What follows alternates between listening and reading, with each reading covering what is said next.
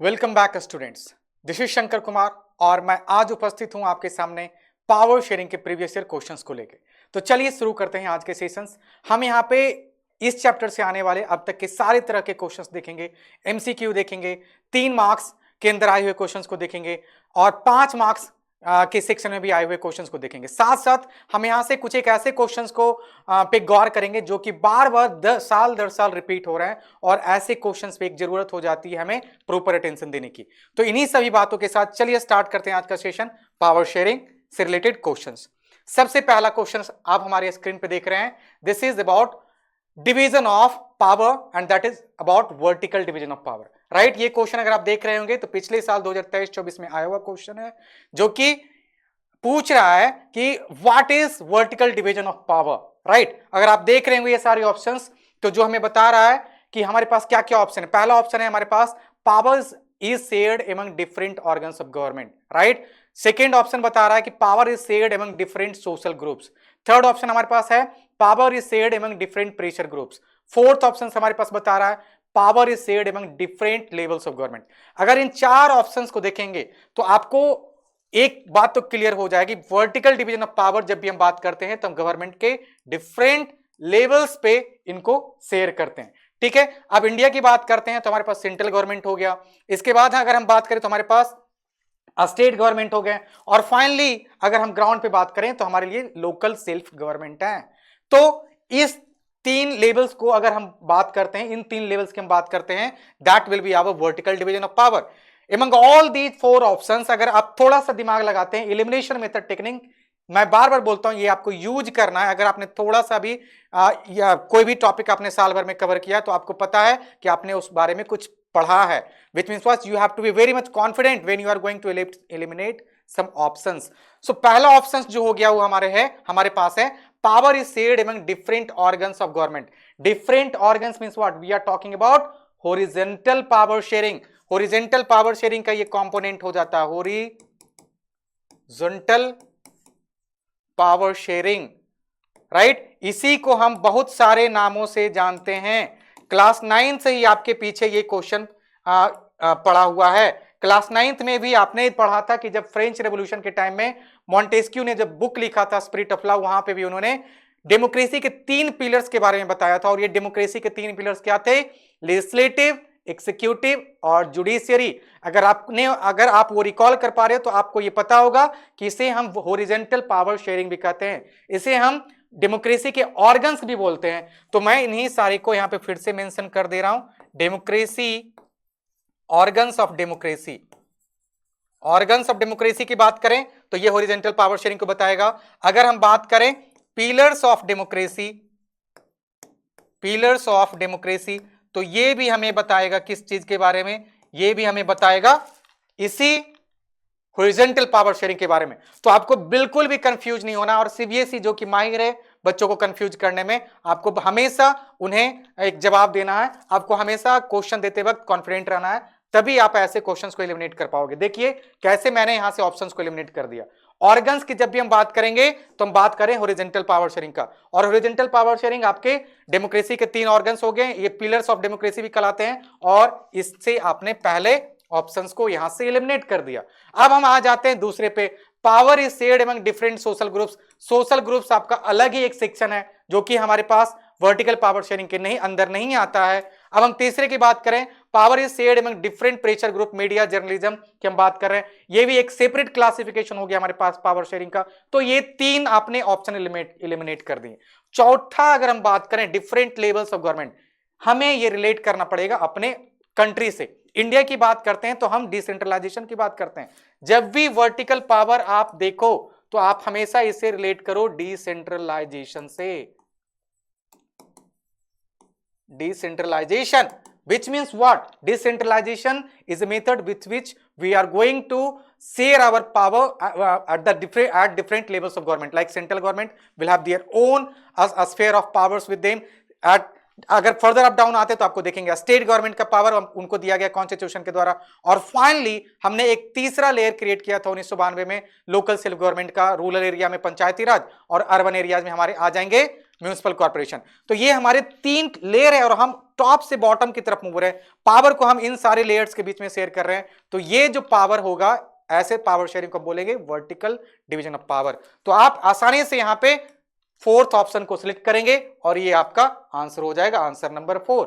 ठीक है, कुछ एक बेसिक पॉइंट्स हमेशा ध्यान में रखने हैं अगर पावर शेयरिंग से पूछे जाते हैं। Like vertical division of power multiple times in different parts of your civics you might have studied.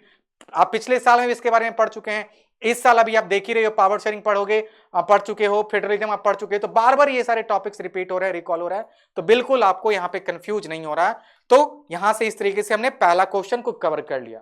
अगले क्वेश्चन की तरफ हम बढ़ते हैं। Next question, which one of the following is the majority community in Sri Lanka. Sri Lanka, ये फिर से हमारे पास केस स्टडी से पूछा हुआ क्वेश्चन है। श्रीलंका और बेल्जियम का हमने केस स्टडी देखा था पावर शेयरिंग में, वहां से ये क्वेश्चन पूछा गया है। और जब अगर आपने श्रीलंका का केस स्टडी पढ़ा होगा तो आपको बिल्कुल ही याद होगा कि सिन्हाला में लैंग्वेज बेसिस पे डिस्क्रिमिनेशन किया जा रहा था, बाद में थोड़ा सा रिलीजन से भी एक रिलेशन था इसका। बट यहां पे अगर आप देखते हैं तो मेजॉरिटी जो कम्युनिटी थे श्रीलंका के, वो बुद्धिस्ट को फॉलो करने वाले, बुद्धिस्ट रिलीजन को फॉलो करने वाले थे, और जो लैंग्वेज बोलते थे वो सिन्हाला था। तो इनका जो लैंग्वेज था वो सिन्हाला था। सो अगर मेजॉरिटी कम्युनिटी की हम बात करें तो वो बुद्धिस्ट लोग थे, और जो लैंग्वेज बोलते हैं वो होता है सिन्हाला। तो ये देखिए आपका ये हो गया majority community in Sri Lanka, they were following Sinhala language. Indian Tamils where they, क्या वो माइनॉरिटी थे या मेजॉरिटी थे? वो मेजॉरिटी में नहीं थे, वो माइनॉरिटी में थे। श्रीलंकन तमिल की बात करें तो क्या वो मेजॉरिटी में थे या माइनॉरिटी में थे? क्रिश्चियंस की बात करें तो क्या वो मेजॉरिटी में थे या माइनॉरिटी में? आपको ध्यान में रखना पड़ेगा, इंडियन तमिल, श्रीलंकन तमिल और क्रिश्चियंस ये सारे माइनॉरिटी थे, ये सारे माइनॉरिटी थे अगर रिलीजन के बेसिस पे आप देख रहे हो। और सिन्हाला का पॉपुलेशन था जो ऑलमोस्ट 70% के आसपास का था, और ये चूंकि मेजॉरिटी ऑफ द पॉपुलेशन को कवर कर पा रहे थे, और ये एक प्रॉपर सिंगल रिलीजन को फॉलो कर रहे थे जो कि बुद्धिज्म था। इस बेसिस पे अगर इस क्वेश्चन का आंसर आप देखो तो वो होगा हमारा सिन्हाला, ना कि question number option number 3 Sri Lankan Tamil. ये हमारा रॉन्ग है और हमारा करेक्ट आंसर होगा सिन्हाला। ठीक है, ये था हमारा दूसरे क्वेश्चन का आंसर। आगे बढ़ते हैं, असर्शन रीजन क्वेश्चन भी आ रहे हैं आपसे, देखिए कितना इंपॉर्टेंट है ये चैप्टर हमारे लिए। और असर्शन रीजन में बहुत ही बार मैं देखा हूं कि बच्चे वहां पे कंफ्यूज हो जाते हैं और मार्क्स लूज करते हैं। ठीक है ना, बिल्कुल आपको कॉन्फिडेंस लूज नहीं करना है और बिल्कुल आपको वहां पे धैर्य रखना है, बार बार स्टेटमेंट्स को पढ़ने हैं, ऐसे असर्शन रीजन वाले स्टेटमेंट्स को, और उसके बाद ही आप ऐसे क्वेश्चंस का आंसर देंगे। कभी कभी क्या कर रहे हैं, असर्शन रीजन तो जस्ट का तस रहेगा, आप इसको पढ़ के आंसर भी दे देते हो, आप इतना क्वेश्चन प्रैक्टिस करते हो कि आपको ये आदत हो जाता है कि पहला नंबर का ऑप्शन क्या कहेगा, दूसरा नंबर का ऑप्शन क्या कहेगा, तीसरा क्या रहेगा, चौथा क्या रहेगा। यहां पे भी बहुत सारे बच्चे कंफ्यूज हो जाते हैं। क्यों? क्योंकि ये ऐसे इसी ऑर्डर में क्वेश्चंस को प्रैक्टिस कर रहे हैं। कभी कभी क्या करता है सीबीएसई, इन क्वेश्चंस के जो ऑप्शन है इनके ऑर्डर को भी चेंज कर देते हैं। तो इस पे आप भूल के भी मिस्टेक नहीं करना है आपको। आप यहां पे देखेंगे एक एक स्टेटमेंट ऑप्शंस के पढ़ेंगे, उसके बाद आंसर देंगे। कभी क्या होता है, ऑप्शन 1 जो आप देख रहे हैं वो कभी 4 में आ जाता है, कभी 2 में आ जाता है, तो इसको आपको ध्यान रखना है और इसी को ध्यान में रखते हैं आपको क्वेश्चन अटेम्प्ट करना है। ठीक है, तो पहला असर्शन हम लेते हैं यहां पे, power sharing is the spirit of democracy, right? It's very much correct. अब क्या इसका रीजन है हमारे पास? इसका रीजन है कि a legitimate government is one where all the groups connect with the government through their participation. तो ये तो बिल्कुल जस्टिफाई कर रहा है कि असर्शन और रीजन दोनों एक दूसरे से कनेक्टेड है, और reason is the correct explanation of A, which means what, both A and R true and R is the correct explanation of A and this is the right answer without any doubt. हम जब बात करते हैं power sharing, वहां पे हम बात करते हैं पावर शेयरिंग के 2 रीजन्स का, एक प्रूडेंशियल रीजन्स और दूसरा मोरल रीजन्स। प्रूडेंशियल रीजन्स के अंदर भी हमारे कुछ एक टॉपिक्स हैं जिसके बारे में आगे आने वाले क्वेश्चंस के फॉर्म में उनको डिस्कस करेंगे। मोरल के अंदर एक पहला जो हमारे पास टॉपिक आता है वो ये बताता है कि power sharing is the spirit of democracy. और ये क्यों है, क्यों ये पावर शेयरिंग को हम स्पिरिट ऑफ डेमोक्रेसी बोलते हैं, क्यों इसको आत्मा बोलते हैं डेमोक्रेसी का? क्योंकि this tells about legitimacy of the government. Government लोगों के द्वारा चुना जाता है। This means what, we are talking about power which is given to people. That power is given to people, and that's why when people elect someone, that government should be there in power, and this tells about the legitimacy of the government. और यही यहां पे recall किया जा रहा है in the form of a spirit of democracy. दोनों assertion reason हमारे करेक्ट है, and R is the correct explanation of a, which means what, answer 1 is the correct, right. अब हम देखते हैं अगले क्वेश्चन को। अगला क्वेश्चन हमारे पास है, which of the following was the primary objective of Belgium to form the separate government in Brussels. Brussels में हमने देखा, श्रीलंका का आपने एग्जांपल देखा जहां पे लैंग्वेज के बेसिस पे सोशल डिवीजन था। श्रीलंका के बाद अगर आप बेल्जियम की तरफ जाते हो तो वहां भी लगभग आपको सेम सिचुएशंस देखने को मिलेंगे। वहां पे भी आप देखेंगे कि जो गवर्नमेंट है वो बिल्कुल परेशान है, क्योंकि डच कम्युनिटी जो है उनका जो पॉपुलेशन है वो मेजोरिटी में है पूरे कंट्री में, बट जो उनका जो स्टेटस है सोसाइटी के अंदर वो काफी ज्यादा इंप्रोवाइज नहीं है। और सेम टाइम अगर हम बात करें फ्रेंच पीपल का पॉपुलेशन कम है, बट पॉलिटिक्स में, एजुकेशन में बड़े बड़े तबके पे उनका ज्यादा पकड़ है। तो ये क्या हमें बताता है, दोनों के बीच में कॉन्फ्लिक्ट बताता है। इसको मैनेज करने के लिए गवर्नमेंट ने अमेंडमेंट इंट्रोड्यूस किया था, बेल्जियम में हमने देखा था। आगे हम देखेंगे कि कैसे उन्होंने क्या किया था, बट यहां पे अगर हम देख ले इस क्वेश्चन को, यहां पे हम बात कर रहे हैं कि जो बेल्जियम में जो गवर्नमेंट थे उनका जो फॉर्मेशन हुआ था वो अलग, ब्रुसेल्स में अलग गवर्नमेंट का फॉर्मेशन क्यों करने पे मजबूर हो गए। अब इसके रीजंस हम देखने की कोशिश करेंगे इस एमसीक्यू की तरफ, कि एमसीक्यू से फाइंड करने की कोशिश करेंगे और चेक करेंगे कि कौन सा करेक्ट एक्सप्लेनेशन दे रहा इस क्वेश्चन के लिए। तो क्या ये जो डिवीजन हुआ था सेपरेट गवर्नमेंट का ब्रुसेल्स में, जो फॉर्मेशन हुआ था वो promoting cultural event, that was going to promote cultural event, was it correct? I don't think so. Next, managing international relation, क्या ब्रुसेल्स का फॉर्मेशन जो हुआ था गवर्नमेंट का वो इंटरनेशनल रिलेशन को प्रमोट करने के लिए हुआ था, मैनेज करने के लिए हुआ था? आई don't think so. Next, enforcing local law, क्या लोकल लॉज को वहां पे इन्फोर्स करने के लिए ब्रुसेल्स में से एक सेपरेट गवर्नमेंट लाया गया था?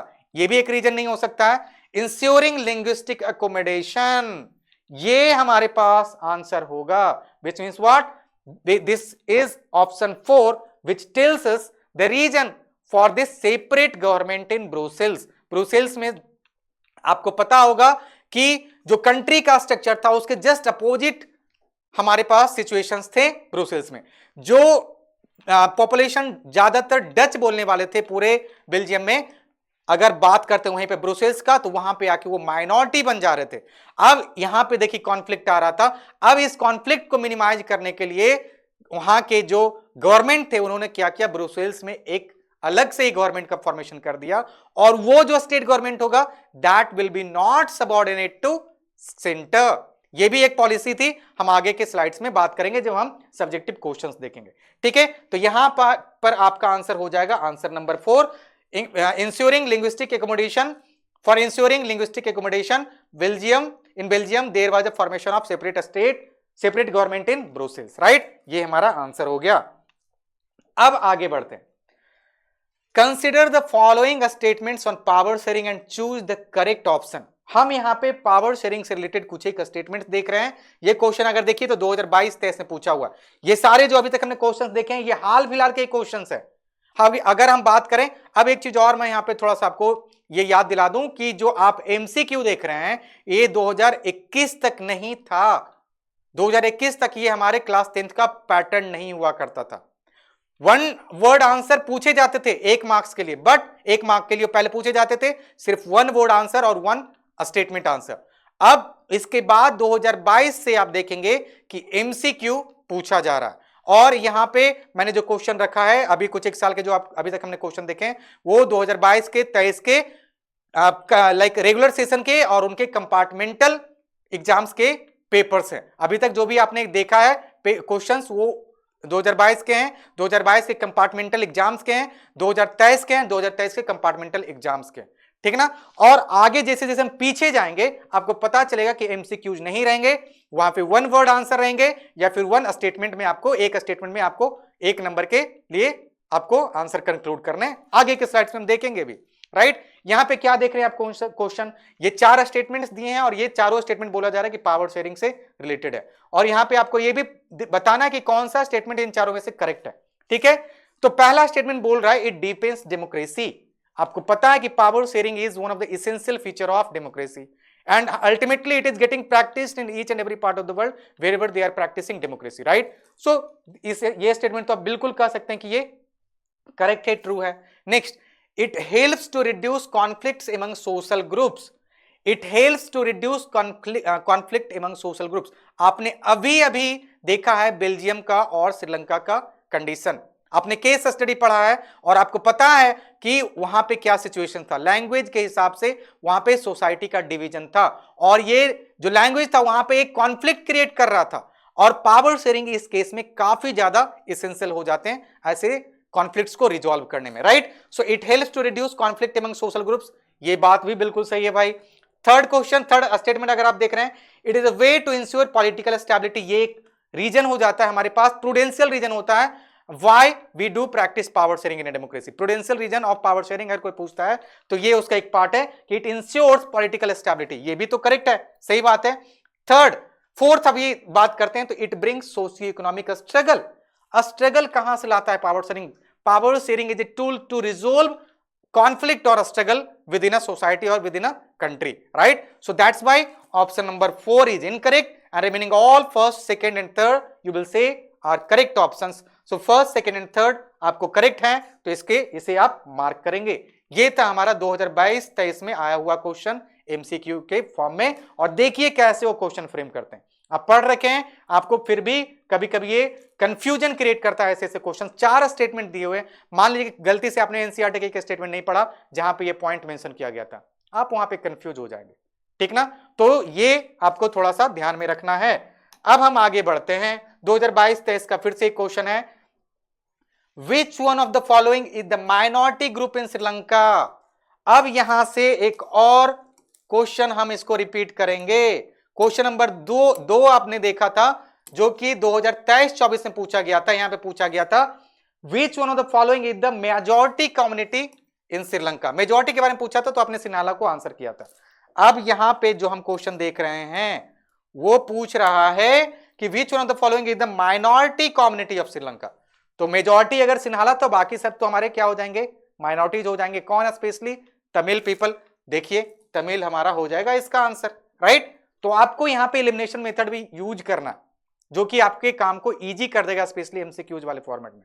और अगर कभी कभी मैचिंग टाइप क्वेश्चन से पूछ देते हैं, हिस्ट्री से तो आपको वर्बर के मैचिंग टाइप क्वेश्चन मिलते हैं, क्रोनोलॉजिकल इवेंट से क्वेश्चंस रहते हैं, तो उस केस में आपके लिए elimination method is the best approach with which you can give your answers on time and that to in a very right manner, right. तो ये हो गया हमारा पहला Tamil, that is the correct answer which is considered as a minority group in Sri Lanka, right. अब हम आगे बढ़ते हैं फिर से।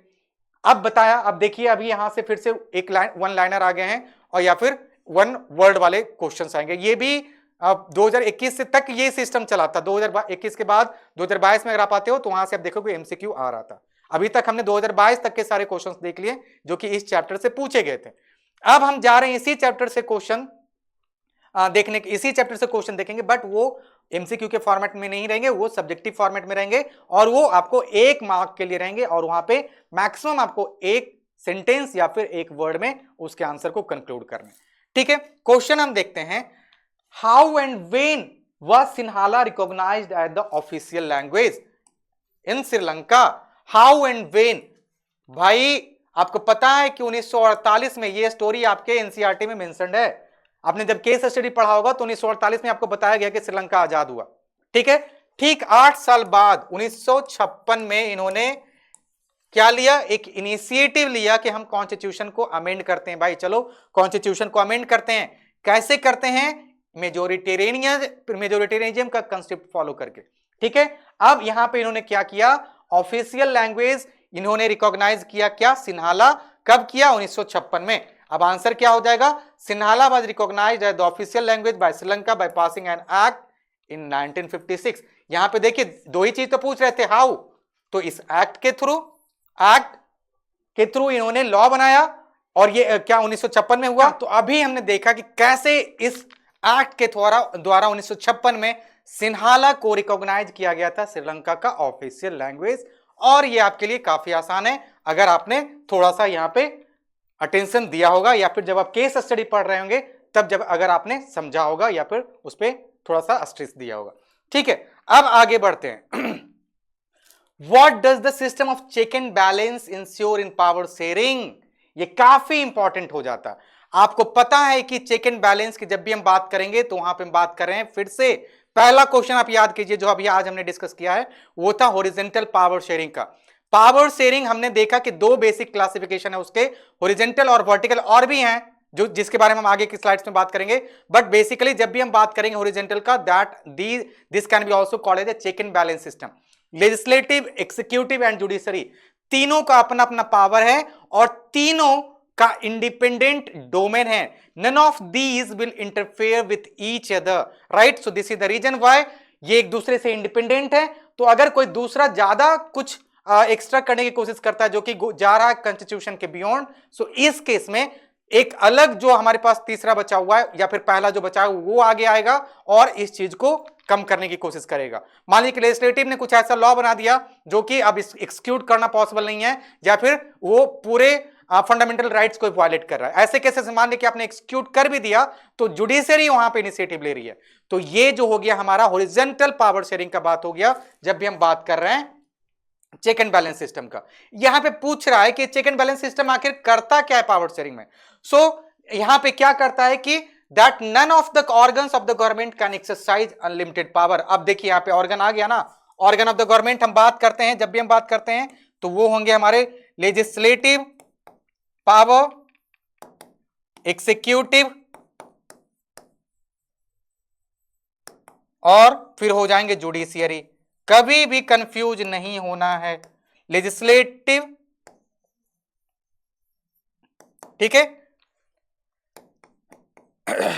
लेजिस्लेटिव, ठीक है, लेजिस्लेटिव, एग्जीक्यूटिव, जुडिशियरी, ये तीनों हो गए हमारे क्या, ऑर्गन्स ऑफ डेमोक्रेसी। इन्हीं को आप बोल लीजिए पिलर्स ऑफ डेमोक्रेसी, इन्हीं को बोल लीजिए आप check and balance system in power sharing, right. तो ये क्या करता है, ये हर एक दूसरे को क्या करता है, उनके पावर को कंट्रोल करता है ताकि कोई आउट ऑफ कंट्रोल ना हो जाए और कोई कॉन्स्टिट्यूशन के बियॉन्ड जाके कोई काम ना कर दे, राइट। सो लेजिस्लेटिव, एग्जीक्यूटिव, जुडिशरी, गवर्नमेंट के तीन ऑर्गन्स हो गए जो कि काम करते हैं किस लिए, कि कोई एक्स्ट्रा पावर एक्सरसाइज ना कर पाए, राइट। ये था हमारा क्वेश्चन। आगे बढ़ते हैं तो यहां पे आप देख रहे हैं क्या है हमारे पास, mention any one characteristics of power sharing, किसी भी एक कैरेक्टरिस्टिक्स को आप बता दीजिए, ठीक है। यहां पे आपको बता रहे हैं, हम बात कर रहे हैं रीजन का, पावर शेयरिंग क्यों एसेंशियल है इसी का। आपको पता है कि पावर शेयरिंग के हमने बताए दो रीजन्स, प्रूडेंशियल्स या फिर प्रूडेंशियल्स और मोरल।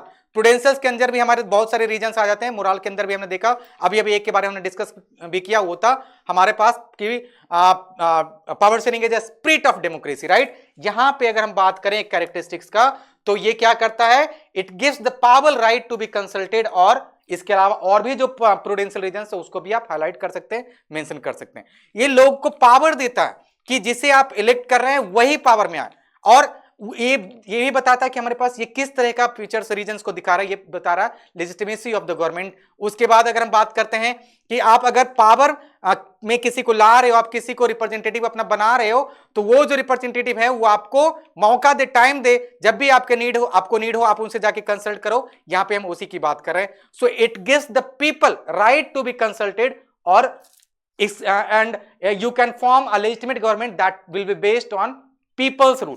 ये सारे जो पॉइंट्स आप इनमें से किसी भी एक को ऐड कर दीजिए, डाल दीजिए, ये हमारा हो जाएगा। चूंकि एक ही मार्क्स का तो आपको एक ही स्टेटमेंट डालना है, एंड दैट्स इट। अब आगे बढ़ते हैं तो हमारे लिए क्वेश्चन हो गया एक और, which factor is responsible for increasing the feeling of alienation among the Sri Lankan Tamil. Sri Lankan Tamil के दिमाग में, उनके इमोशन में एक एलियनेशन का भाव क्रिएट हो गया था। किसके द्वारा भाई, ये जो श्रीलंकन गवर्नमेंट थी 1956 में, जिसके थ्रू उन्होंने एक्ट लेके आया था, वहां पे उन्होंने क्या किया था, मेजोरिटेरियनिज्म का कंसेप्ट फॉलो किया था, और इस मेजोरिटेरियनिज्म के कंसेप्ट को फॉलो करने के बाद सोसाइटी डिवाइड हो गया था। तमिल पीपल के दिमाग में एक भाव आ गया था कि उन्हें इग्नोर किया जा रहा है, उनके राइट्स को इग्नोर किया जा रहा है, और यही रीजन था कि आगे चल के वहां पे सिविल वॉर आएगा। रीजन क्या था भाई, कौन सा ऐसा कंसेप्ट उन्होंने फॉलो किया था, मेजोरिटेरियनिज्म का, और ये हमारा आंसर हो गया। आगे बढ़ते हैं, which type of power does the community government of Belgium enjoy. Community government की बात करते हो तो आपको याद होगा कि जो श्रीलंका और बेल्जियम का आपने केस देखा है, वहां पे सोसाइटी का डिवीजन था, वो लैंग्वेज के बेसिस पे था। तो ये जो लैंग्वेज से रिलेटेड इश्यूज थे, उसी को ओवरकम करने के लिए, उसी को मिटिगेट करने के लिए वहां पे अमेंडमेंट्स किए गए थे। और जो कम्युनिटी गवर्नमेंट का सेटअप हुआ था बेल्जियम, उसका मेन इंटेंशन था कि लैंग्वेज कल्चर से रिलेटेड जो भी इशू है उनको देखे। यही आपका आंसर होने वाला है। The community government of Belgium was formed in in Belgium, and the main intention was to tackle culture, education and language related issues. ये थे हमारे मैटर्स जो कि रिलेटेड थे कम्युनिटी गवर्नमेंट ऑफ बेल्जियम से कनेक्टेड, राइट। अब हम आगे बढ़ते हैं। What is the state religion of Sri Lanka? आपको पता है 1956 के द्वारा उन्होंने क्या किया था, उन्होंने बुद्धिज्म को वहां का ऑफिशियल और स्टेट या फिर नेशनल रिलीजन मान लिया था, ठीक। और उसी टाइम उन्होंने क्या किया था, सिन्हाला को भी ऑफिशियल लैंग्वेज बना दिया था। और यही सब जो मेजोरिटेरियनिज्म के फीचर्स थे जिसको उन्होंने फॉलो किया, वो आगे चल के श्रीलंकन तमिल के बीच में एक एलिनेशन का भाव फॉर्म करेगा and that letter will be transformed into civil war, right. अब अगर हम आगे बढ़ें, who form the majority in terms of population in Sri Lanka? Who form the majority in terms of population in Sri Lanka? किसने? आपको पता है कि 1948 में जो इलेक्शन हुआ था वहां पे सिन्हाला कम्युनिटी के लोगों को मेजॉरिटी ऑफ द सीट्स मिले, और जिसके बाद उन्होंने आगे चल के मेजोरिटेरियनिज्म का कंसेप्ट को फॉलो किया, और यही हम देख रहे बार बार कि एक रीजन बन जाता है वहां पे सिविल वॉर के होने का, ठीक है। अब अगर हम आगे बढ़ें, ये है what measure was adopted by the democratically elected government by Sri Lanka to establish Sinhala supremacy? बार बार ये क्वेश्चन आ रहा, एक स्टेटमेंट भले ही चेंज हो रहा है। यहां पे देखिए 2014-15 में ये क्वेश्चन पूछा गया है। अगर मैं थोड़ा सा ऊपर जाके आपको दिखाऊं तो ये क्वेश्चन यहां पे भी पूछा गया था। देखिए यहां पे भी ये क्वेश्चन पूछा गया था, which factor is responsible for increasing the feeling of alienation among the Sri Lankan Tamil? 2015-16 में क्वेश्चन पूछा गया है, आंसर था आपका मेजोरिटेरियनिज्म। अभी हम बात कर रहे हैं इस क्वेश्चन की, और इसका आंसर जो आप देख रहे हैं वो भी क्या है, मेजोरिटेरियनिज्म है। क्वेश्चन पूछा जा रहा है भाई, which factor is responsible for increasing the feeling of alienation among the Sri Lankan Tamil? That is majoritarianism. यहां पे देखिए इसकी हम बात कर रहे थे, ठीक है ना। विच मेजर, फैक्टर के जगह वहां पे क्या लिख दिया, सॉरी मेजर के जगह वहां पे सिर्फ क्या लिखा हुआ था, फैक्टर। आंसर दोनों का सेम है। ईयर 2014-15 है। अभी इससे पहले वाला जब हमने देखा था वो 15-16 में क्वेश्चन पूछा गया था। कितना ट्रिकी क्वेश्चन है आप समझ सकते हैं, सिर्फ उन्होंने मेजर की जगह फैक्टर ऐड कर दिया, ठीक है ना। अब इसी से बच्चे लोग को लगता है सीबीएसई को वो डिफिकल्ट बना देंगे, ठीक है ना। बट क्यों डिफिकल्ट बना देंगे, जब इतना मेहनत करके जा रहे हो तो कहीं से डिफिकल्टी वाली सिचुएशन ही नहीं रहेगी, ठीक है ना। So what measure was adopted bye democratically elected government of Sri Lanka to establish Sinhala supremacy? Majoritarianism feature, right. ये था वहां का main factor which enabled majoritarianism concept. What is the prudential reason behind power sharing? और देखिए अब यहां पे यही क्वेश्चन दूसरे फॉर्म में पूछा गया था 14-15 में। What is the prudential reason behind power sharing और why power sharing is good for democracy? Prudential reason पूछ रहा है भाई, आपको एक प्रूडेंशियल रीजन देना है, राइट। अब पावर शेयरिंग की बात करें, प्रूडेंशियल रीजन पे जब भी हम फोकस करेंगे, आपको मैंने बताया कि पावर शेयरिंग के दो रीजन है, प्रूडेंशियल और मोरल। ये एनसीईआरटी में बाकायदा मेंशन्ड है एक पैराग्राफ में, तो आप इस पे फोकस करेंगे और स्टार्टिंग वाले पैराग्राफ में आपको मिल जाएंगे। स्टार्टिंग वाले एक पेज, एक फर्स्ट 1-2 पेजेस हैं, वहां पे आपको ये क्वेश्चन देखने को मिल जाएंगे। तो एक ही पॉइंट चूंकि हमें लिखना है क्योंकि 1 मार्क्स का ये, तो यहां पे हमने लिखा कि it reduces the possibility of conflict between social groups, और ये है एक prudential reason why we practice power sharing within a democracy. Year है 2014-15 में पूछा गया क्वेश्चन, ठीक है। अब देखिए ये क्वेश्चन हमारा आसान हो गया, ठीक है। अब आगे बढ़ते हैं, ये अब हमारा हो गया 3 मार्क्स का क्वेश्चन। अब यहां से अब जो क्वेश्चन देखेंगे वो रहेंगे 3 मार्क्स में। 2016-17 में आया हुआ क्वेश्चन है, explain any 3 consequences of the majoritarian policies adopted by the Sri Lankan government. आपको पता है 1956 में इन्होंने एक श्रीलंकन एक्ट के थ्रू वहां पे मेजोरिटेरियनिज्म को प्रमोट किया था। यहां पे पूछा जा रहा है कि उसके 3 फीचर्स क्या क्या हो सकते हैं। यहां पे हम कुछ एक एक्स्ट्रा पॉइंट्स भी ऐड किए हैं, बट आपको अगर एग्जाम में पूछा जाता है तो 3 है तो 3 ही पॉइंट ऐड करेंगे, ठीक है ना। आपको बहुत ही ज्यादा स्ट्रिक्ट फॉरवर्ड आंसर देना है, right. Consequences of majoritarianism policies adopted by Sri Lankan government क्या है भाई? तमिल पीपल के दिमाग में आपने एक एलियनेशन का भाव क्रिएट कर दिया, क्योंकि आपने उनके रिलीजन, उनके लैंग्वेज को डिस्कार्ड कर दिया। तो चलिए देखते पहला point, Tamil felt the government was not sensitive about the Tamil language and culture. पहला पॉइंट आपने देखा कि तमिल लोगों में हमने एक ऐसा भाव ला दिया जहां पे उन्हें यह फील हुआ कि जो करेंट गवर्नमेंट है इनके इश्यूज को लेके थोड़ा सा भी कंसर्न नहीं है, थोड़ा सा भी सेंसिटिव नहीं है, राइट। नेक्स्ट पॉइंट आप देख रहे हो, Tamils felt discriminated against in jobs and education. Tamil वहां पे उन्होंने प्रेफरेंशियल पॉलिसी यूज की थी, जहां पे सिर्फ सिन्हाला लोगों को ही गवर्नमेंट जॉब में अपॉर्चुनिटी दिया जा रहा था। तमिल लोगों को वहां पे अपॉर्चुनिटी दिया ही नहीं जा रहा था गवर्नमेंट जॉब में, राइट। तो ये क्या होगा, लॉन्ग टर्म में तो आप वहां पे एक सेंटिमेंट क्रिएट करोगी ना इन लोगों के बीच में, और वो सेंटिमेंट कहीं से भी कंस्ट्रक्टिव नहीं है, right. Tamils felt the government was practising religious discrimination. बिल्कुल मैंने बताया कैसे तमिल लोग जो थे उनके दिमाग में ये भय क्रिएट किया गया कि उनका लैंग्वेज को बहुत ज्यादा रिगार्ड नहीं देना है, सिन्हाला को ज्यादा प्रॉपर रिकॉग्निशन देना है, उनका जो रिलीजन है तमिल का, चाहे को क्रिश्चियन हो चाहे हिंदू हो, उनको प्रॉपर अटेंशन नहीं देना है, हमारे जो बुद्धिज्म है उनको ज्यादा प्रमोट करना। तो ये सारी चीजें अगर आप प्रैक्टिस कर रहे हो भाई तो क्या करोगे, कॉन्फ्लिक्ट ही तो क्रिएट कर रहे हो आप सोसाइटी के अंदर। Next, relations between Tamils and Sinhalese became strained, right. तो ये 4 पॉइंट से, इन चारों में से कोई भी 3 पॉइंट्स आप लिख देंगे आपको फुल आउट ऑफ फुल मिल जाएगा। और ये 3 जो थे, ये 4 जो आपने पॉइंट्स देखा, यहां पे 3 ही पूछ रहा है, बट ये 4 जो हमने मेंशन किया है, these are the consequences of majoritarian policies which was adopted bye Sri Lankan government, right. अब हम आगे बढ़ते हैं अगले क्वेश्चन की तरफ। अब देखिए 2016, 17, 12, 13 कैसे एक ही तरह के क्वेश्चन आगे भी देखते हैं, ठीक है ना। ये एक ही तरह के क्वेश्चन है, सबका आंसर एक ही होना है, बट कैसे सीबीएसई ने अलग अलग ईयर्स में अलग अलग तरीके से एक ही क्वेश्चन को रिपीट किया, और ऐसे क्वेश्चंस भरे पड़े हुए हैं आपके पूरे एसएसटी में। भाई कहां से धरती फाड़ेंगे, आसमान से निकालेंगे, कहां से वो क्वेश्चन निकालेंगे? क्वेश्चन तो निकालेंगे आपके एनसीईआरटी से ही, जो आपने पढ़ा है। एक ही क्वेश्चन को घुमा फिरा के पूछेंगे, आंसर आपको वहीं से ढूंढने हैं। यही इसीलिए आप देख रहे हैं 2016-17 में पूछा गया, 2012-13 के कंपार्टमेंटल में भी पूछा गया, और 2012-13 के नॉर्मल जनरल एग्जाम में भी पूछा गया। क्वेश्चन क्या है जरा देख लेते हैं। Sharing of power makes a country more powerful and united. Do you agree with the statement? Why do you agree with it? Next question, इसी का एक दूसरा वर्जन आप देख रहे हैं।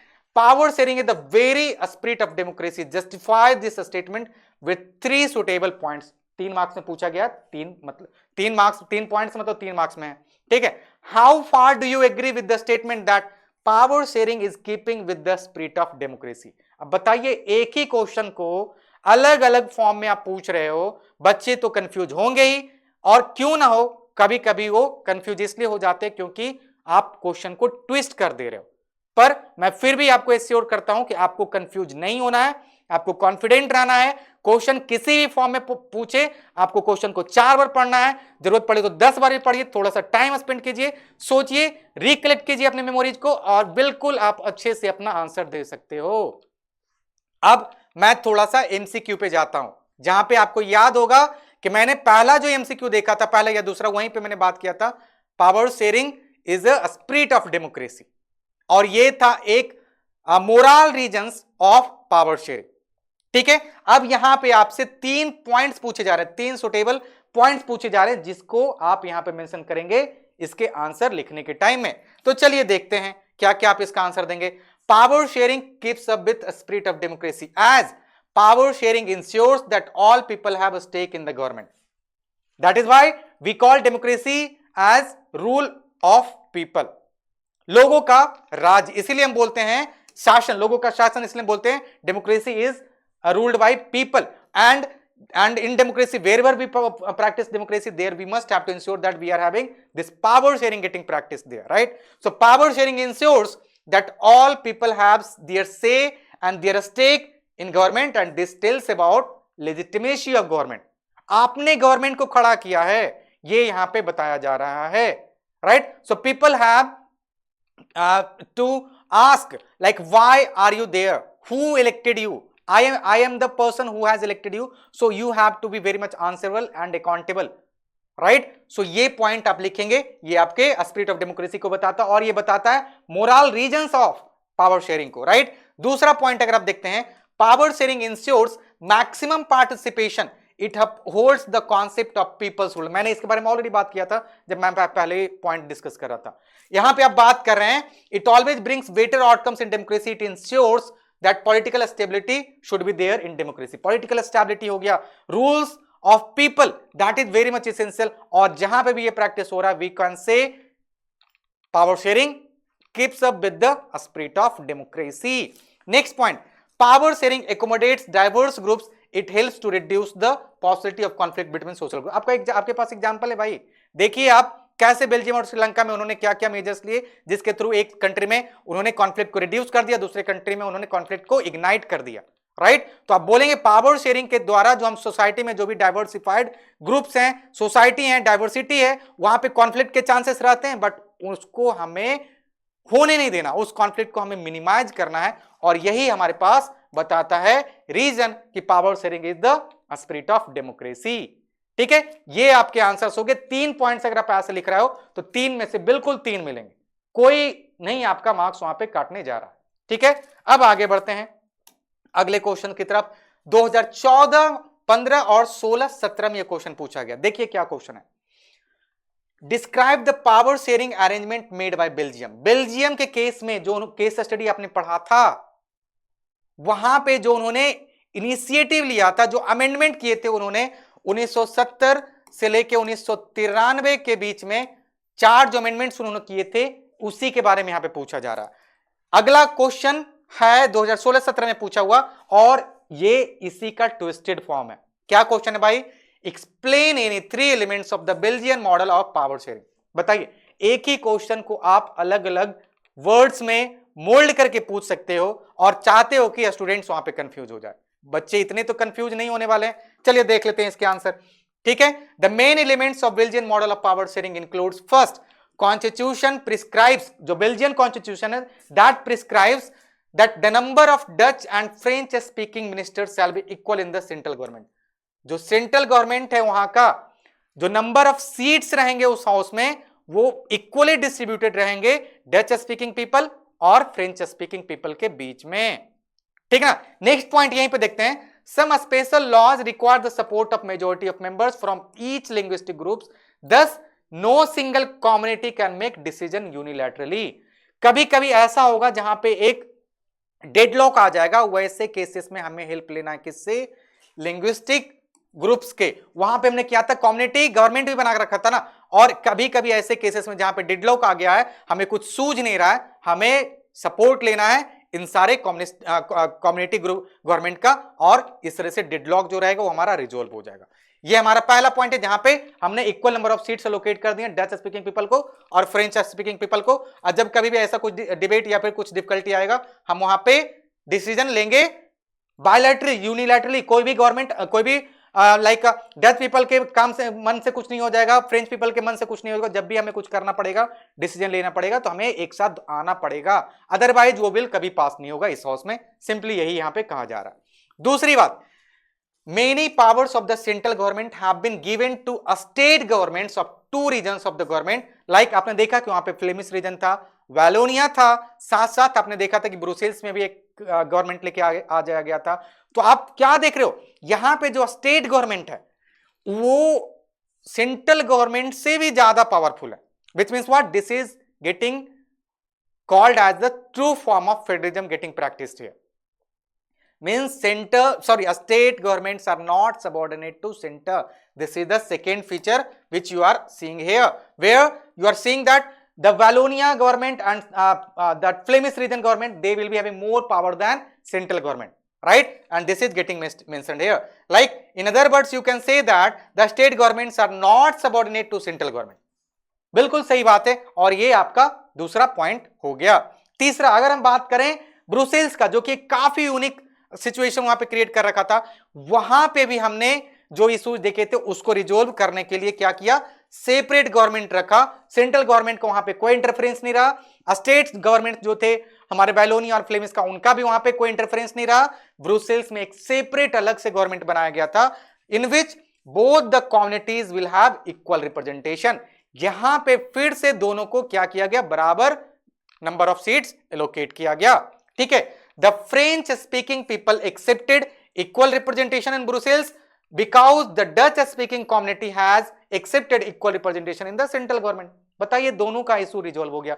सेंट्रल गवर्नमेंट में अगर देखें, जहां पे 59% पॉपुलेशन डच स्पीकिंग पीपल थे, वहां पे उन्होंने फ्रेंच पीपल को इक्वल नंबर ऑफ सीट्स दे दिया। अब स्टेट ब्रुसेल्स की बात करते हैं, तो वहां पे चूंकि मैक्सिमम जो लोग थे उस ब्रुसेल्स के, वहां पे ज्यादातर लोग बोलते थे फ्रेंच। तो अब यहां पे जो गवर्नमेंट आने वाला, वहां पे इन्होंने क्या किया, इक्वल नंबर ऑफ सीट्स दे दिया हमारे अपने कम्युनिटी वाले लोग को और डच को भी। तो अब देखिए कैसे इन्होंने एक काफी अच्छी तरीके से एक बॉन्ड का फॉर्मेशन किया, एक अच्छे तरीके से दोनों आपस में बैठ के डिस्कस करके इस इशू को रिजॉल्व किया। और ये जो 3 पॉइंट्स आप देख रहे हो, this describes a milestone where it was practised in Belgium and that resolved the issue of communal conflict and this is the reason why it is a big example of power sharing which has been practiced in Belgium, right?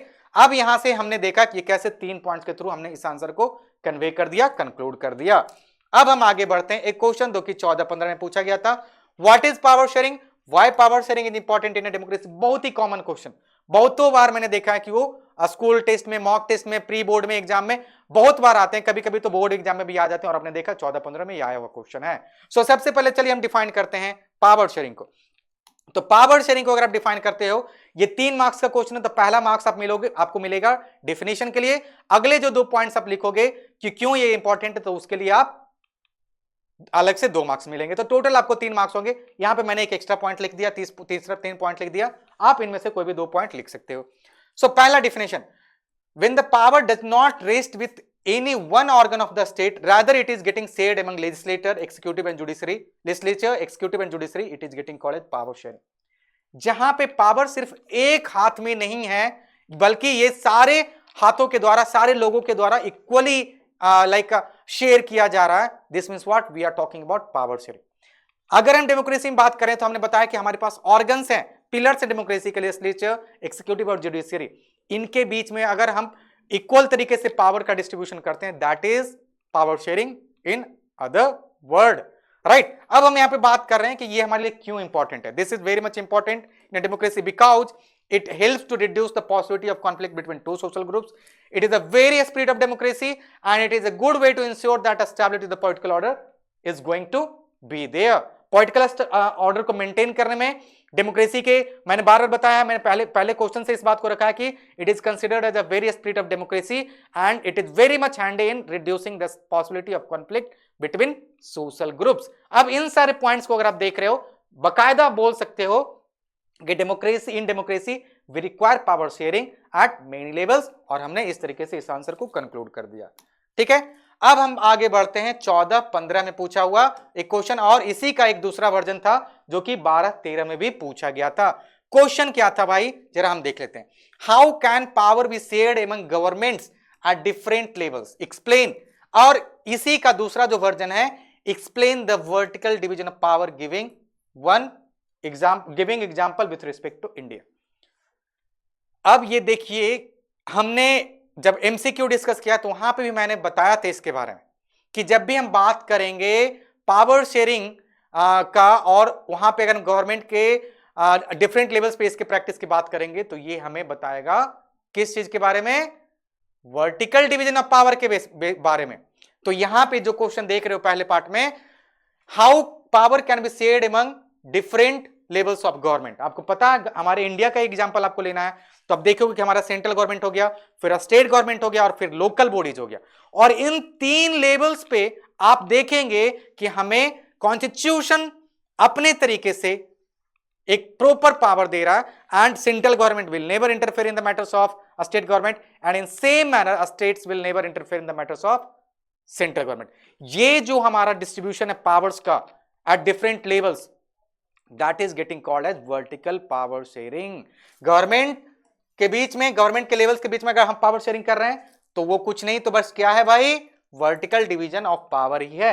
अब चलिए इसका answer को हम देख लेते हैं। ठीक है, vertical division of power, vertical division of power means sharing of power among governments at different levels in India, right. हम गवर्नमेंट के डिफरेंट लेवल्स पे हम पावर शेयरिंग कर रहे हैं, लाइक सेंट्रल गवर्नमेंट हो गया भाई, या स्टेट गवर्नमेंट हो गया, और लोकल सेल्फ गवर्नमेंट भी हो गया। वहां पे अगर हम पावर शेयरिंग कर रहे हैं, वहां पे पावर हम एक दूसरे के साथ शेयर कर रहे हैं, which means what we are talking about vertical division of power. In India, there are 3 levels of government. First, for entire country, we have central government. At provincial level, we have a state government, and at local level, we have Panchayati Raj for rural areas and municipal corporation and municipal municipal councils for urban areas. तो ये देखा जो आपने, ये 3 layer बता रहा है, 3 level बता रहा है, और इनके बीच में हमारा कॉन्स्टिट्यूशन इन तीनों को पावर दे रहा है, और ये हमारा कहलाता है पावर शेयरिंग। किस तरह का? वर्टिकल पावर शेयरिंग का। ठीक है, अब हम आगे बढ़ते हैं। ये क्वेश्चन देखिए कितना इंपॉर्टेंट है। 2013 में पूछा भाई, 2012 में पूछा, एक बार 12-13 में पूछ लिया, 12-13 के कंपार्टमेंटल ने पूछ लिया, 12-13 के दूसरे कंपार्टमेंटल ने पूछ लिया। क्वेश्चन क्या है भाई, जरा देख लेते हैं। ठीक है, आई थिंक और भी ईयर्स हैं जहां पे ये क्वेश्चन पूछे गए थे। 11-12 में पूछा गया, 10-11 में पूछा गया।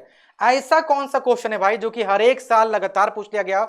10-11, 11-12, 12-13, 13-14, हर एक साल ही पूछा जा रहा है। तो चलिए देखते हैं कि इस क्वेश्चन से हमें पूछा क्या जा रहा है। ठीक है, क्वेश्चन है describe any 3 majoritarian measures adopted by the Sri Lankan government to establish Sinhala supremacy, या describe any 3 provisions of the act which was introduced in Sri Lanka by 1956 to enable Sinhala supremacy. Next question, why did the Sri Lankan Tamil feel alienated in spite of their long stay in Sri Lanka? And the fourth question, explain the measures taken by Sri Lanka according to an act passed in 1956. और इसी को दूसरे भाषा में अगर पूछ लें तो why Sri Lankan Tamils felt alienated? Which 3 provisions of the act passed in Sri Lanka in 1956 established Sinhala supremacy? And what were the 3 reasons for the alienation of Sri Lankan Tamil? What was the effect of this on the country? अब बताइए कि ये question जब पूछा जाएगा इतने सालों तक लगातार, तो आप इससे क्या समझेंगे? इससे समझेंगे कि ये क्वेश्चन बहुत ही इंपॉर्टेंट है। और ये जो क्वेश्चन आप देख रहे हैं यहां पे, कुछ एक साल लगातार पूछा गया था, वो करंट अफेयर से भी रिलेटेड होते हैं। और ये मैं इसलिए बता रहा हूं कि 2011 से 15 तक कुछ एक ऐसा ड्रामा हुआ श्रीलंका में जो कि इस मुद्दे को सेंसिटाइज कर दिया। अब सीबीएसई भी देखना चाहते कि कितने बच्चे इस पे अटेंशन दे रहे हैं। आप तो पढ़ रहे हो, लेकिन कितना इसको कनेक्ट कर रहे हो अपने करंट अफेयर से। आपको पता है कि आपका लगभग 30% जो आपका पेपर का क्वेश्चन रहेगा वो कॉम्पिटेंसी सेक्शन से आने वाला है। और competency section means what? Those questions obviously you have studied in your content but can be answered by anyone out from your section or out from your class. Even class 8 students, they too can answer this question. Then how are they going to differentiate between the answers of you two people? There is going to be one very simple answer for that. You have to use keywords. These keywords has to be there whenever you are going to write such answers which can be asked from competency sections. Keywords are very very important. No doubt obviously आपके लिए difficult हो जाएगा, but keywords आपके लिए काफी important role यहां पे play करेंगे। साथ ही साथ आप उन कीवर्ड्स को अंडरलाइन कीजिए, वहां पे थोड़ा सा उसको डेकोरेट कीजिए। गुड प्रेजेंटेशन स्किल भी होना आपके लिए बहुत ही जरूरत है, बहुत ही जरूरी है। ठीक है ना? अब इन्हीं सब क्वेश्चंस को, इन्हीं सारे पॉइंट्स को देखते हुए हम आगे बढ़ते हैं और देखते हैं इसके आंसर को। सो हमने इससे पहले जस्ट अभी कवर किया है कि बेल्जियम में ऐसा क्या प्रैक्टिस किया गया था जो कि वहां पे एक प्रमोट किया लिंग्विस्टिक पॉलिसी, और फाइनली वहां के लोग हैप्पीली एक दूसरे के साथ रहने लगे। हम श्रीलंका के केस में बात करने वाले हैं कि श्रीलंका में 1956 में ऐसा उन्होंने क्या किया जिसके थ्रू वहां पे सिविल वॉर आ गया। तो चलिए देखते हैं इसकी के 3 बेसिक फीचर्स को। सबसे पहला, government adopted majoritarian measures to establish Sinhala supremacy. बताइए, in 1956 an act was passed to recognize Sinhala as only official language, and you know very well Tamil is considered as one of the oldest language of the world. Sinhala came recently, right? Yeah, they are also having some history but not older than Sangam literature like Tamil. So Tamil people felt like yes, this is literally not good. If you want to give, why are you not giving my language as a recognition which can be considered as official language? Because it is older than others, right? But अभी भी इनके लिए उतना ज्यादा कुछ खराब नहीं हुआ था, अभी तक भी वो शांत थे। पहला पॉइंट हमने देखा इसके अंदर। दूसरा, the governments followed preferential policies that favoured Sinhala applicants for university positions and government jobs. ये किस तरह का आप कर रहे हो जस्टिस? यहां पे यहां पे आप किस तरह का इंसाफ कर रहे हो? जहां पे जॉब लेने की रिस्पॉन्सिबिलिटी एज ए गवर्नमेंट, आपकी रिस्पॉन्सिबिलिटी ये होती है कि सबको बराबर तरीके से जॉब एलोकेट करे। यहां पे आपको थोड़ा सा ये करना चाहिए था कि उनको और थोड़ा सा रिजर्वेशन देना चाहिए था, क्योंकि आप उनको मेन स्ट्रीम में लाएं। ठीक है ना? आपने इसके बदले क्या किया? आपने उनको डिवाइड कर दिया। आपने वहां पे क्या किया? सोसाइटी को डिवाइड कर दिया। आपने प्रेफरेंशियल पॉलिसी फॉलो किया, जिसके चलते क्या हुआ? इन तमिल पीपल के दिमाग में एक एलिनेशन का भाव पैदा हो गया, ठीक ना। Next point, a new constitution stipulated that the state shall protect and foster Buddhism. अब आपने उनका रिलीजन भी डिस्कार्ड कर दिया, उसको भी आपने कोई वैल्यू नहीं दिया।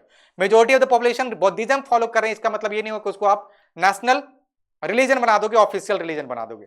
ये भी आज तक हमारे पास सही नहीं था, और देखेंगे कि कैसे उनके दिमाग में, श्रीलंकन तमिल के दिमाग में एक अलग ही तरह का भाव क्रिएट करेगा। Sri Lankan Tamils felt that none of the major political parties led by the Buddhist Sinhala leaders where sensitive to their language and culture. अब लगातार एक पे एक आप ऐसे काम किए जा रहे हो जो कि तमिल लोगों के दिमाग में एक फियर पैदा कर रहा है कि आप लगातार उनके कल्चर को, उनके लैंग्वेज को, उनके रिलीजन को आप डिसरिस्पेक्ट कर रहे हो, उनको रिकॉग्निशन नहीं दे रहे हो, उनको नेग्लेक्ट कर रहे हो। विच मींस व्हाट, वो आप ही के कंट्री के पार्ट है और कंटिन्यूसली आप उनको डिस्कार्ड कर रहे हो। ऐसे केसेस में क्या होंगे, दे विल बी इमोशनली बिट्रेड। और यहां पे फाइनल पॉइंट अगर हम बात करें तो अल्ट में क्या होगा, as a result the relation between the Sinhala and the Tamil communities strained over time and it turned into a violent civil war. Civil war means what, country के अंदर ही वहां के लोग किसी सूझ पे एक दूसरे के साथ फाइट कर रहे हैं। ये हमारा आंसर था। अब बताइए कि ये क्वेश्चन कितना इंपॉर्टेंट है। इतने सारे लगातार ईयर्स में क्वेश्चन पूछे गए और इसका आपने आंसर दिया इन 5 पॉइंट्स में, तो ये आपका आंसर हो गया। आगे हम बढ़ते हैं। Explain the 3 consequences of the majoritarian policies adopted by the Sri Lankan government. अभी आपने जो क्वेश्चन देखा वही आप यहां पे भी देख रहे हो, जो कि 12-13 में भी पूछा गया था। मैं इसको स्किप कर रहा हूं क्योंकि सेम आपका आंसर आएगा। अब हम 12-13 के मेन एग्जाम और 12-13 के कंपार्टमेंट एग्जाम में पूछा गया क्वेश्चन पे स्ट्रेस डाल रहे हैं। Which 3 demands of the Sri Lankan Tamil accepted and met with can settle the ethnic conflict in Sri Lanka for good? ये आपके सुझाव मांग रहे हैं कि आपने देखा कि श्रीलंका में मेजोरिटेरियनिज्म का कंसेप्ट फॉलो करके तमिल लोगों को एलिनेट कर दिया जा रहा। अब आप क्या कर सकते हैं, कुछ ऐसा सुझाव दीजिए जिसके थ्रू ये सारे इश्यूज को रिजॉल्व कर लिया जाए। 5 मार्क्स का क्वेश्चन है, ये 2012-13 में पूछा गया था। इसी साल कंपार्टमेंट में भी एक क्वेश्चन पूछा गया था, mention any 3 demands of Sri Lankan Tamil. अब उनके 3 डिमांड को बताइए जो कि श्रीलंकन तमिल का था और जिसके थ्रू आप समझ सकते हैं कि ये इश्यूज आसानी से रिजॉल्व किया जा सकता था। क्या ये 3 डिमांड हो सकते हैं भाई? Recognition of Tamil as an official language, Tamil को आप एक ऑफिशियल लैंग्वेज मान लीजिए, ठीक है। Equal opportunities for Tamil in government jobs, बिल्कुल आप बराबर हमें एक अपॉर्चुनिटी दीजिए कि हम गवर्नमेंट जॉब में अपने आप को ला पाएं, जिससे हमारा सोशल अपलिफ्टमेंट होगा और फाइनली हम लोग यहां पे हैप्पीली रह पाएंगे। तीसरा, provincial autonomy for Tamil dominated provinces. अब यहां तक ही बात नहीं रुकी थी, अब देखिए कैसे कंट्री का डिसइंटीग्रेशन होने लगा। अब हमें एक ऐसा प्रोविंस चाहिए जिसमें सिर्फ तमिल लोग रहेंगे और वहां की गवर्नमेंट सिर्फ तमिल लोगों के लिए काम करेगी। बताइए कितना बुरा कंडीशन हो गया।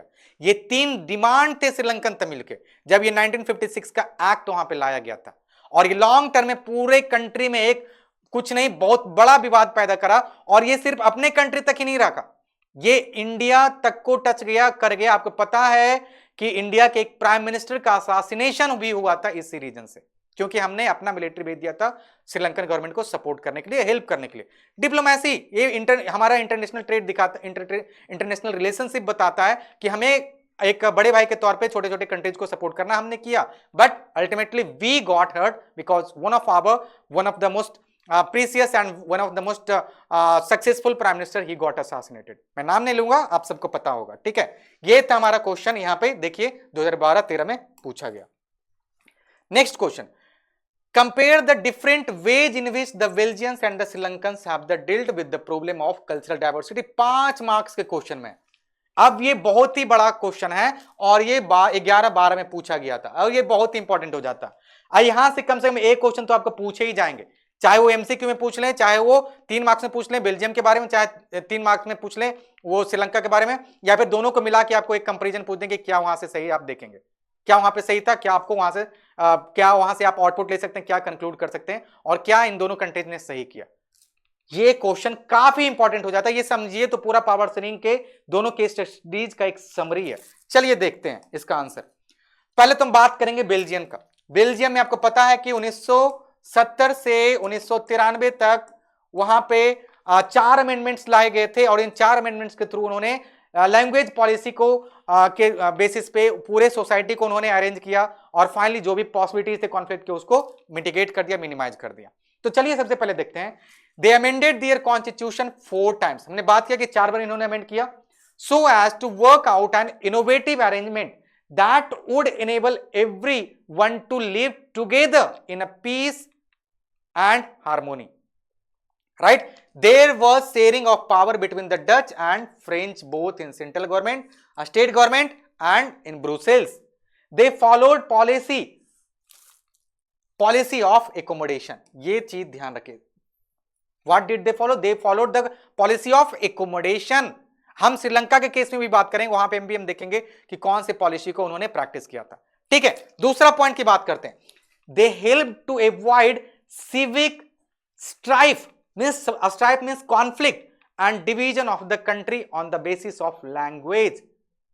लैंग्वेज पॉलिसी के थ्रू इन्होंने जो फ्यूचर में जो होने वाले कॉन्फ्लिक्ट की पॉसिबिलिटी थी उसको मिनिमाइज कर दिया, उसको मिटिगेट कर दिया, उसको परमानेंटली खत्म कर दिया। Right? Next, on the other hand, the Sinhalese who were in majority in Sri Lanka as compared to Tamil, they followed a policy of majoritarianism and adopted. देखिए कौन सा पॉलिसी यहाँ पे इन्होंने फॉलो किया, इन्होंने फॉलो किया मेजोरिटेरियनिज्म का पॉलिसी, और आगे चल के यही क्या किया, वहां पे सिविल वार ले लिया, सिविल वार के रूप में इसने ले लिया। This measures alienated the Tamil leading to civic strife between the two. यहां पे भी सिविक स्ट्राइफ होने वाला था, बट जो मेजर्स बेल्जियम गवर्नमेंट ने लिए उसके थ्रू इसको क्या किया गया, खत्म कर दिया, पॉसिबिलिटी इसके होने का। ये थे हमारे आंसर जो कि आपको दोनों केस स्टडी को कंक्लूड करता है। आगे बढ़ते हैं, सीबीएसई देखिए ये 2015-12 के एग्जाम में पूछा गया था, 2011-12 में पूछा गया, 11-12 के कंपार्टमेंटल में पूछा गया, 12-13 में पूछा गया, 12-13 में पूछा गया, और ये पूछा गया क्या, तो चलिए देखते हैं क्या पूछा जा रहा है। Give reasons why power sharing is desirable. Very very important question. इसके आपको रीजंस देने हैं, प्रूडेंशियल्स और moral. Right? Why power sharing is necessary in democracy, फिर से वही 2 रीजंस आएंगे। देखिए कैसे क्वेश्चंस पूछे जाते हैं, थोड़े थोड़े स्मॉल वर्ड्स को चेंज करके, अल्टर करके एक नया क्वेश्चन फ्रेम कर दिया जाता है भाई, बट आंसर कहां से चेंज करोगे, आंसर तो वही रहेगा, और इसीलिए हम देखेंगे कि सबका आंसर एक ही होने वाला है।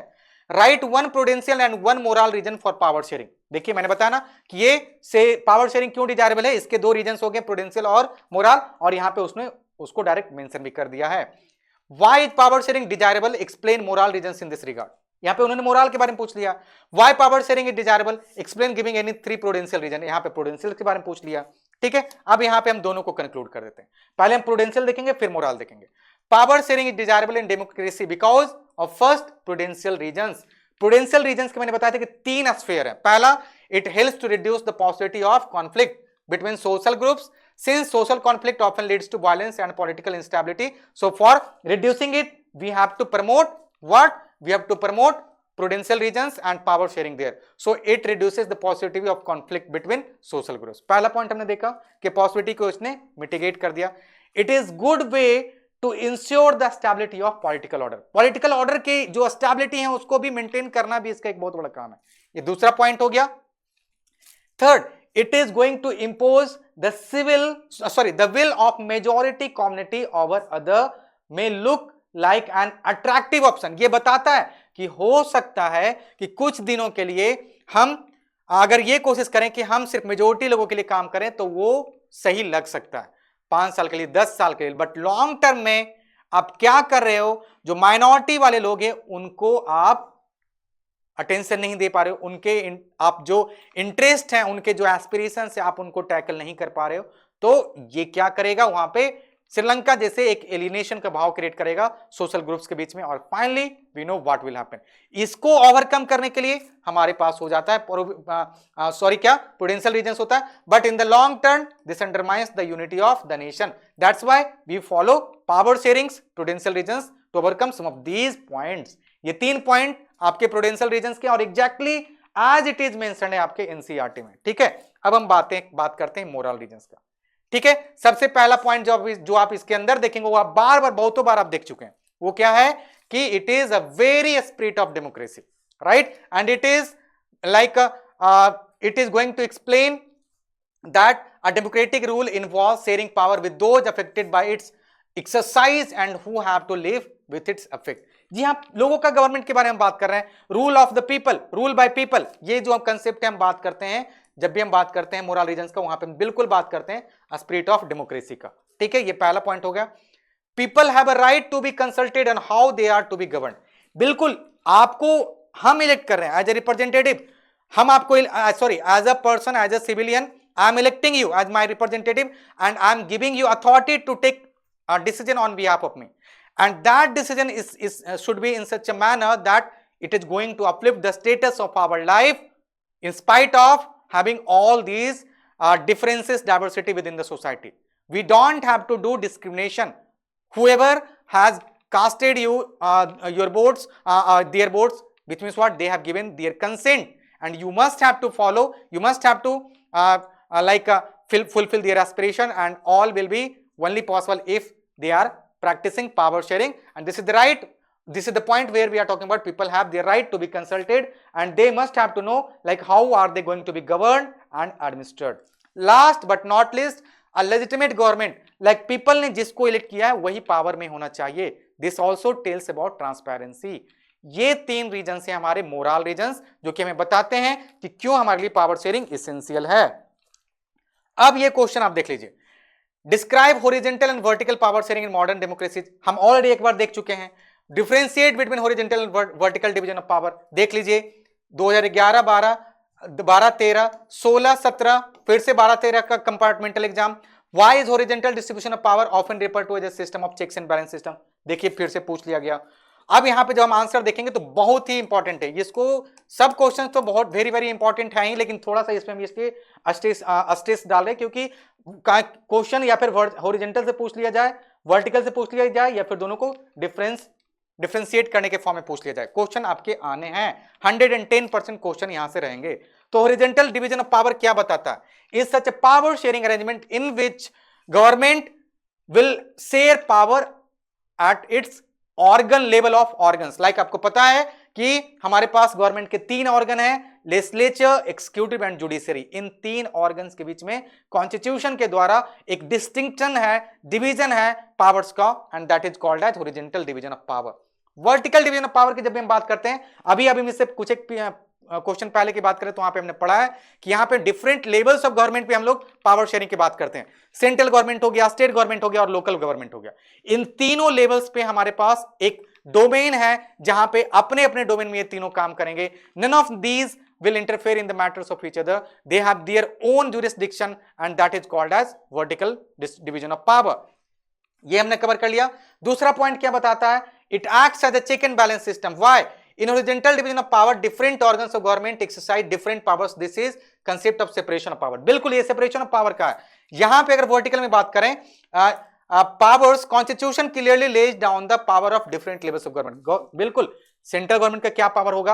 आपने देखा था फेडरलिज्म में, आपने पढ़ा होगा तो कि उनका यूनियन लिस्ट है, उसी पे पावर बना सकते हैं। सेंट्रल स्टेट लिस्ट है जिसपे स्टेट गवर्नमेंट लॉ बना सकती है, और फाइनली जो हमारे कॉन्करेंट लिस्ट है या फिर रेसिडुअरी लिस्ट है वहां पे दोनों लॉ बना सकते हैं, बस उसके अलग अलग थोड़े से टर्म्स एंड कंडीशंस है। ठीक है, तो ये था हमारा दूसरा पॉइंट। तीसरा पॉइंट की अगर बात करते हैं तो मैंने बताया था कि it horizontal division of power acts as a check and balance system because legislative, executive and judiciary, what are their duties? They are going to do whatever works and duties they are going to do, they will do in their own sphere. अगर एक कोई ज्यादा power enjoy कर रहा है, which means what, second and third will try to control them. So this is the reason why horizontal power division is called as check and balance system. Vertical division of power में ऐसा कुछ नहीं है, because ये जो power enjoy करने जा रहे हैं इनके बारे में बिल्कुल स्ट्रेट फॉरवर्ड मैनर में कॉन्स्टिट्यूशन में मेंशन किया गया, और उसके बियॉन्ड अगर जाते हैं तो वो फिर पनिशेबल रहेंगे। ठीक है ना? तो यहां पे हमने देखा इन दोनों के बीच के डिवीजन को, और ये हमारा था आंसर। ठीक है, अगला क्वेश्चन जो कि हमारे 11 में पूछा गया है वो है, in modern democracy power is often shared among different organs of the government. Different organs फिर से हमारे पास आ गए, लेजिस्लेटिव, एक्सिक्यूटिव एंड जुडिशरी। हम अब इसको एक्सप्लेन नहीं करेंगे क्योंकि अभी अभी हमने इसके बारे में पढ़ रखा। 2011 में फिर से पूछा गया है, ये हमने देख रखा है। अब अगला क्वेश्चन है, how majoritarianism has increase the feeling of alienation among the Sri Lankan Tamil. अब बताइए, एक ही क्वेश्चन बार बार अलग अलग फॉर्मेट में पूछा जा रहा है, तो क्या हमारा आंसर अलग हो जाएगा या फिर हम अपना कॉन्फिडेंस लूज कर देंगे? बिल्कुल नहीं करेंगे। चलिए फिर से इसका एक बार आंसर देखते हैं। ठीक है, Sri Lankan Tamils fail alienated because the work which was initiated by government of Sri Lanka in 1956 they tried to pass a bill। बात कर रहे थे कि 1956 में जो श्रीलंकन गवर्नमेंट ने जो एक्ट लेके आए उसके थ्रू उन्होंने कुछ एक नए कंसेप्ट्स डिफाइन किए थे, और ये जो कंसेप्ट्स थे, ये जो वर्क थे, ये क्या कर रहे थे, लोगों के बीच में, स्पेशली तमिल लोगों के बीच में एक खाई बढ़ाने का काम किया, और यही आगे चल के क्या करेगा, श्रीलंकन तमिल के बीच में एलिनेशन का फीलिंग लेके आएंगे। ठीक है, हमने देखा कैसे वहां पे सबसे पहला उन्होंने क्या किया कि इस एक्ट के थ्रू उन्होंने सिन्हाला को ही रिकॉग्नाइज कर लिया अपना ऑफिशियल लैंग्वेज। दूसरा, गवर्नमेंट ने क्या किया, प्रेफरेंशियल पॉलिसी फॉलो करना स्टार्ट कर दिया, जिसमें सिर्फ गवर्नमेंट जॉब जब भी आएंगे तो वहां पे प्रेफरेंस दिया जाएगा सिन्हाला कम्युनिटी वाले लोगों को। तीसरा, एक जो कॉन्स्टिट्यूशन आया वहां पे उन्होंने क्या किया कि बुद्धिज्म को उन्होंने अपना ऑफिशियल लैंग्वेज मान लिया, और जो कॉन्स्टिट्यूशन रहेंगे वो बुद्धिज्म को ही प्रमोट करेंगे। बताइए, Sri Lankan Tamil failed alienated। One more reason for that, अगर आप देखते हैं कि वहां पे तमिल के जो लैंग्वेज है, तमिल लैंग्वेज जो है, जो कि ओल्डेस्ट लैंग्वेज है, उनको आपने प्रॉपर रिस्पेक्ट नहीं दिया, उसको आपने रिगार्ड्स नहीं दिया, और ये भी एक बहुत बड़ा रीजन हो गया कि यहां पे लॉन्ग टर्म में एलिनेशन का भाव क्रिएट हुआ। As a result, relations between Sinhala and the Tamil communities got strained over time and further you will see coming of civil war। ये आंसर एग्जैक्टली सेम आंसर हम पहले भी देख चुके हैं, और ये आपका इसी तरीके में आंसर लिखना होगा। अब यहां पे अगर हम बात करें, explain how Belgium was able to solve its ethnic problem, explain the power sharing arrangements in Belgium, state the main elements of the power sharing model evolved in Belgium। 11-12 compartmental 13-14। देखिए लगातार ये क्वेश्चन पूछा जा रहा है। Questions मैं बार बार बोल रहा हूं, कहां से पूछेंगे वो, टेक्स्ट बुक से पूछेंगे। टेक्स्ट बुक अगर आप पढ़े हो 110% आप आंसर लिख के आ रहे हो। कितना बार हमने इस चीज को देखा है, इस बार मैं इस क्वेश्चन को एक बार फिर से डिस्कस करता हूं। The main elements of the power sharing model evolve in Belgium where first, constitution prescribes that number of Dutch and French speaking people will have equal number of seats reserved in central government and some special laws if they require a special support, then in such cases none of the single majority party can change or alter the or change do amendment in the constitution, they have to come together bilaterally, they can do anything, unilaterally it is literally not possible। Next, many powers of the central government have been given to a state, means a state government were not subordinate to center। Flemish region, Wallonia region ये बिल्कुल independent थे decision लेने के लिए अपने community के लिए, तो ये कम्युनिटी गवर्नमेंट भी कहलाया। ठीक है, आगे अगर हम चलते हैं तो ब्रुसेल्स के लिए इन्होंने एक अलग से अरेंजमेंट कर रखा था, हम देख चुके हैं। जैसे कि उन्होंने सेंट्रल गवर्नमेंट में लाइक डच पीपल ने जैसे इक्वल राइट्स दिया, equal number of seats reserve करने के लिए दिया, फ्रेंच पीपल को उसी तरीके से फ्रेंच पीपल ने ब्रुसेल्स में इक्वल नंबर ऑफ सीट्स के लिए प्रमोट किया, और वहां पे फाइनली डच पीपल को भी वहां पे इक्वल नंबर ऑफ सीट्स दिया गया। तो ये जो एकोमोडेशन है that promoted sense of unity and collective identity, and finally people were forced to live together and have proper accommodation there। ये था हमारा आंसर किसके लिए, इस क्वेश्चन के लिए। फाइन, अब यहां पे एक और पॉइंट्स हम देख लेते हैं। Apart from the central and the state government there is a third kind of government that was called as community government, and they will be responsible for taking care of matters of culture, language and religion related to a particular community. ठीक है ना, like अगर Flemish region की बात करें जहां पे dominancy था हमारा डच पीपल का, उनसे रिलेटेड जो भी इश्यूज रहेंगे ये कम्युनिटी गवर्नमेंट देखेंगे। वैलोनिया में जो हमारे फ्रेंच पीपल थे उनके लिए एक अलग से कम्युनिटी गवर्नमेंट रहेगा, जो भी रिलीजन फॉलो कर रहे हैं, लैंग्वेज फॉलो कर रहे हैं, उनके लिए जो भी जरूरत की चीज रहेंगी ये कम्युनिटी गवर्नमेंट देखेंगे। ठीक है, this community government is elected by people belonging to one language, Dutch, French and German speaking. This government has the power regarding cultural, educational and language related issue. जी हाँ, हमने इसके बारे में बात कर रखा, और ये था हमारा फाइनल आंसर। और इसके साथ ही हमने इस सेशन को कंक्लूड किया है। बेसिकली अगर आप यहां से देख रहे हो तो आपको पता चलेगा कि कुछ एक क्वेश्चंस बार बार रिपीट कर रहे हैं। क्वेश्चंस कहीं बाहर से आने वाले नहीं है, क्वेश्चंस जो भी क्रिएट होंगे चैप्टर से क्रिएट होंगे, और वो भी लिमिटेड कंटेंट से। तो आप इस पे बिल्कुल कॉन्फिडेंट हो जाइए कि क्वेश्चन आप कोई भी स्किप नहीं करेंगे, जो भी आपने पढ़ा है उसको आपको बार बार रिवाइज करने की जरूरत है। नंबर ऑफ क्वेश्चंस के थ्रू आप क्वेश्चंस अब कंटेंट रिवाइज कीजिए, यही आपके लिए मैं कहना चाहूंगा। और इसी के साथ मैं इस सेशन को कंक्लूड करता हूं। अगले सेशन में हम फिर से एक सेशन नए टॉपिक के साथ आएंगे, नए चैप्टर्स के साथ आएंगे, और वहां पे प्रीवियस ईयर क्वेश्चंस को बाकायदा नए तरीके से देखेंगे। So till then bye bye, take care, thank you so much. जुड़े रहिए हमारे मेडजीएक्स फाउंडेशन टीम के साथ। Thank you.